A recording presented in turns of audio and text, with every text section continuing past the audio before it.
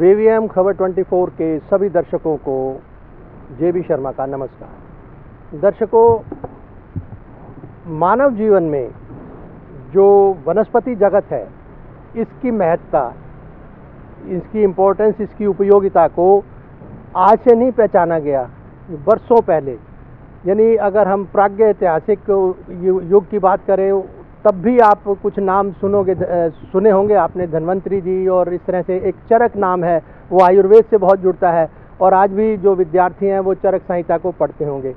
और आयुर्वेद के मीनिंग को थोड़ा सा हम क्लियर करें तो वात व्याधि भी कहते हैं, और दूसरा आयु प्लस इसका वेद, उम्र की जो। लेकिन इस वनस्पति जगत में कुछ औषधियाँ ऐसी हुई हैं जिनको जो हमारे पौराणिक वैद्य थे उन्होंने पहचाना। जो मैंने नाम लिया, धन्वंतरी जी, अश्विनी कुमार थे, और ये चरक का नाम लिया मैंने, तो ये वो थे, वो हस्तियां थी पौराणिक उसके चिकित्सा, उसके शास्त्र के लिए, जिनके नाम आज भी लोग याद रखते हैं। तो आज हम खड़े हैं जीवा पब्लिक स्कूल में। तो यहाँ कुछ हमने देखा कि वनस्पति के साथ औषधियों का इन्होंने रोपण किया है। तो हम जीवा पब्लिक स्कूल के जो संचालक हैं श्री ऋषिपाल चौहान साहब, इनसे जानना चाहेंगे कि आखिरकार ये आइडिया जो एक है, ये कैसे विचार इनके मन में आया कि जो वनस्पति का पौधारोपण तो दुनिया करती आई है, लेकिन ये इन जो पौधे यहाँ पर औषधियों के रूप में किए गए हैं, इनकी उपयोगिता के बारे में हम जानकारी हासिल करते हैं। सर, आपके यहाँ ये जो नाम मैंने पढ़े, तो ये एक मुझे कुछ हट के लगा, जो चलन है पौधारोपण की, तो क्या कहना चाहेंगे सर? नमस्कार।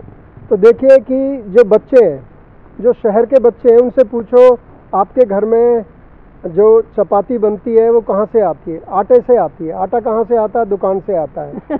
राइट। तो उनको ये नहीं पता कि गेहूं का वृक्ष कैसा होता है, पेड़ कैसा होता है, गेहूं कैसा होता है। राइट। तो अभी आप ये देखेंगे, जैसे हमने बांस का पेड़ लगाया हुआ, बैम्बू जी, तो बच्चे ये देखेंगे बैम्बू का पेड़ कैसे होता है। तो इसमें एक वंशलोचन होती है जो इसकी गांठ से निकलती है, और उसका दवाइयों में प्रयोग होता है।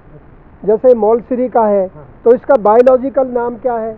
जैसे जो बच्चे बायोलॉजी पढ़ते हैं उनको ये है कि इसका बायोलॉजिकल नाम क्या है, लेकिन उन्होंने कभी देखा नहीं। राइट जी जी।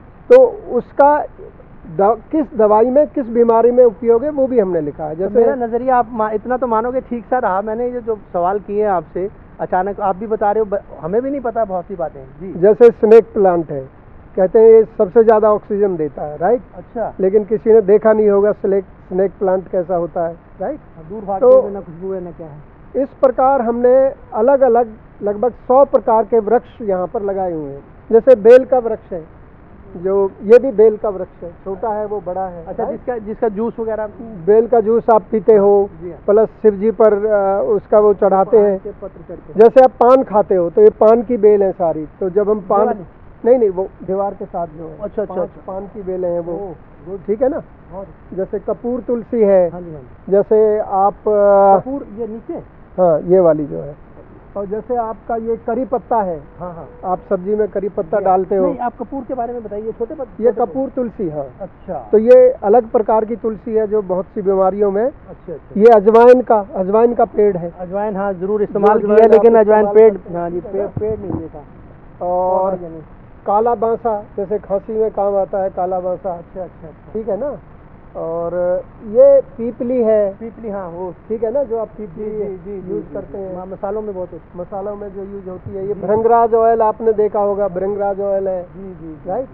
तो इस प्रकार जैसे आम का पेड़ है, आम लगते हैं इसमें, लेकिन आम किस बीमारी में? पान पत्ता, वो पन्ना पीते हैं ना गर्मी में, तो गर्मी को दूर करता है।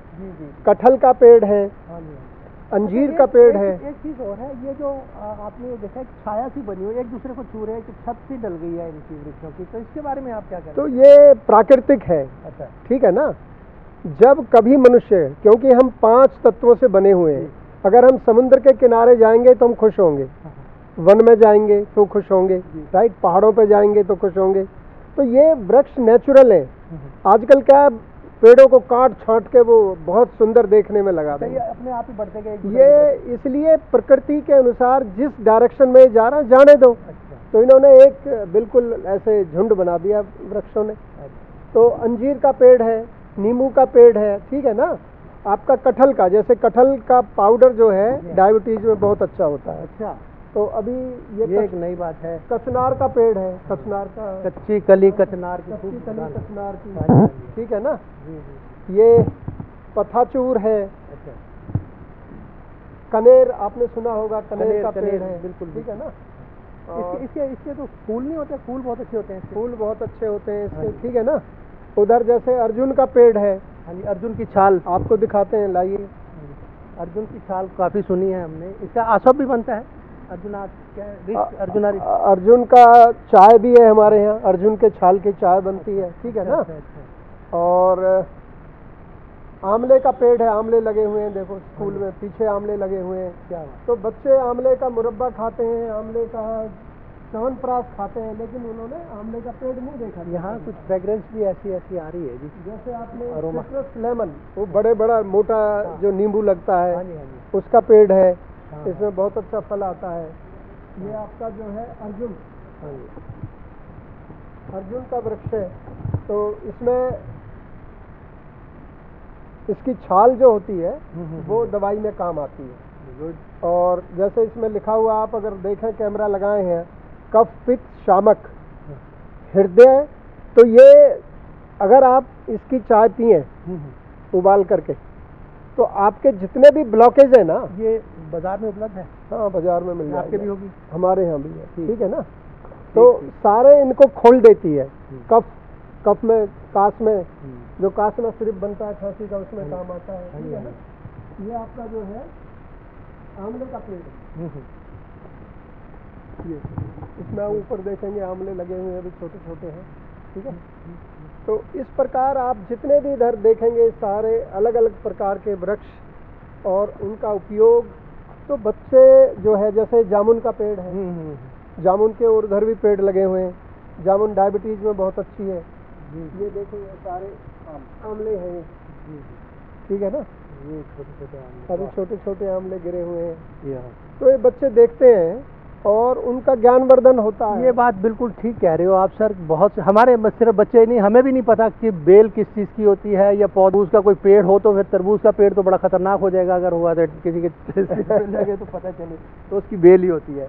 अच्छा, तो बहुत अच्छा लगा सर, आपने ये बहुत अच्छा ज्ञान दिया, क्योंकि जो वनस्पति है ये दर्शकों हमारे जीवन में बहुत उपयोगी। और सबसे बड़ी बात है, हम गलतफहमी में जी रहे हैं कि मनुष्य प्रकृति का हिस्सा नहीं है। मनुष्य स्वतः ही एक प्रकृति का हिस्सा है और प्रकृति ने संपूर्ण रहस्य कभी नहीं खोला अपना। तो बेहतर यही है कि हम भी इसका हिस्सा बन के रहें और इसके साथ समन्वय रखें। यही हमारे लिए उपयोगी होगा, यही हमारे हित में होगा, समाज राष्ट्र के हित में। बाकी जो बातें हैं जितना मर्जी कर लो फिजूल की, मेरा ख्याल है उसका कोई लाभ नहीं। तो जितना प्रकृति से दूर जाओगे उतना जीवन में कष्ट पाओगे, दुखी रहोगे। जितना प्रकृति के नज़दीक रहोगे, गरीब हो अमीर हो, सुखी रहोगे। बिल्कुल, मन की शांति जो है वो अंतर, कहते हैं ना, हैप्पीनेस लाइज विद इन। तो साधनों से संपन्नता नहीं होती, संपन्नता एक स्वभाव है। तो इसे समझने की कोशिश करें। तो सर बहुत बहुत धन्यवाद आपका, आपने बहुत ज्ञान दिया, शुक्रिया सर।